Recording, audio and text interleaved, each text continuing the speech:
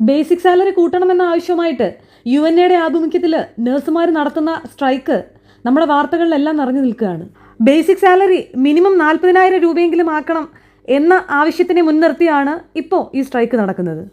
നമുക്കെല്ലാവർക്കും അറിയാവുന്ന കാര്യമാണ്, ഒരു പ്രൈവറ്റ് ഹോസ്പിറ്റലിൽ പഠിച്ചിറങ്ങിക്കഴിഞ്ഞ് എക്സ്പീരിയൻസ് ഇല്ലാത്തൊരു ഫ്രഷറായിട്ടുള്ള ഒരു നഴ്സിന് കിട്ടുന്ന സാലറി എന്ന് പറയുന്നത് 10,000 to 15,000 ആണ്. അത് കഴിഞ്ഞ് കുറച്ച് എക്സ്പീരിയൻസ് ഒക്കെ ആയി കഴിയുമ്പോൾ അതൊരു 20-25 എന്ന റേഞ്ചിലേക്ക് ഉയരും.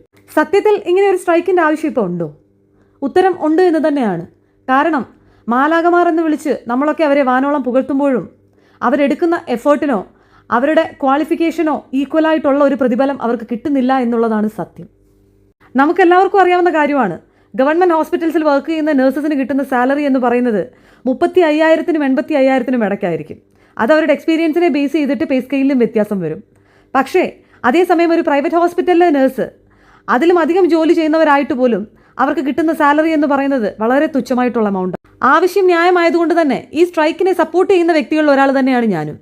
പക്ഷേ എന്തുകൊണ്ട് സ്റ്റേറ്റ് ഗവൺമെൻറ്റിനെതിരെ സ്ട്രൈക്ക് എടുക്കുന്നു എന്നുള്ളതാണ് എനിക്ക് മനസ്സിലാവാത്തത്. കാരണം പ്രൈവറ്റ് ഹോസ്പിറ്റൽസിലെ മാനേജ്മെൻറ്റാണ് ഇങ്ങനെയുള്ള തീരുമാനങ്ങൾ എടുക്കേണ്ടത്. നമുക്കെല്ലാവർക്കും അറിയാവുന്ന കാര്യമാണ്, ഒരു നോർമൽ കൺസൾട്ടേഷന് നമ്മളൊരു പ്രൈവറ്റ് ഹോസ്പിറ്റൽസിൽ പോയാൽ തന്നെ അവിടുത്തെ ബില്ല് കണ്ട് നമ്മുടെ കണ്ണ് തള്ളിപ്പോകും. അത്രയും രൂപ നമ്മുടെ ഓരോ പേഷ്യൻറ്റിൻ്റെ അടുത്തുനിന്നും വാങ്ങുന്നുണ്ട്. അപ്പോൾ എന്തുകൊണ്ട് അവിടെ അത്രയും ഡെഡിക്കേറ്റഡ് ആയിട്ട് വർക്ക് ചെയ്യുന്ന നഴ്സുമാർക്ക് അതിന് ഈക്വലായിട്ടുള്ള സാലറി കൊടുക്കുന്നില്ല എന്നുള്ളതാണ് ഇവിടുത്തെ പ്രശ്നം. അപ്പോൾ സത്യത്തിൽ സ്ട്രൈക്ക് എടുക്കേണ്ടത് മാനേജ്മെൻറ്റിനെതിരെയാണ്. കാരണം ഭീമമായിട്ടുള്ള തുകകൾ ഓരോ പേഷ്യൻറ്റിൻ്റെ അടുത്തുനിന്നും ഓരോ ചെറിയ ടെസ്റ്റുകൾക്കും സ്കാനിങ്ങുകൾക്കും ട്രീറ്റ്മെൻറ്റുകൾക്കും എന്നുള്ള രീതിയിൽ അവർ വാങ്ങുന്നുണ്ട്. അപ്പോൾ അവിടെ വർക്ക് ചെയ്യുന്ന സ്റ്റാഫ് സാലറിയും ഡിസേർവ് ചെയ്യുന്നുണ്ട്. 12-14 മണിക്കൂറൊക്കെ കണ്ടിന്യൂസ് ഡ്യൂട്ടി ചെയ്തിട്ടാണ് ഈ തുച്ഛമായിട്ടുള്ള സാലറി അവർ വാങ്ങുന്നത്. കഴിഞ്ഞ 2018 അവസാനമായിട്ട് സാലറി റിവിഷൻ നടക്കുന്നത്.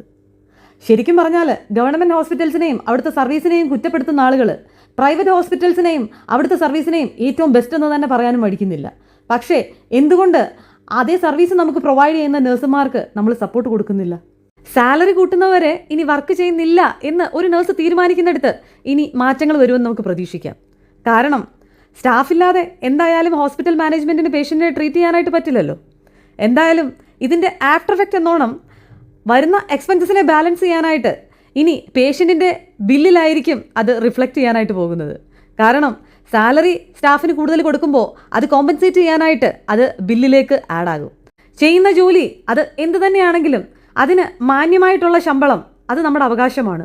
അതിനുവേണ്ടി നമ്മൾ ഫൈറ്റ് ചെയ്യുക തന്നെ വേണം.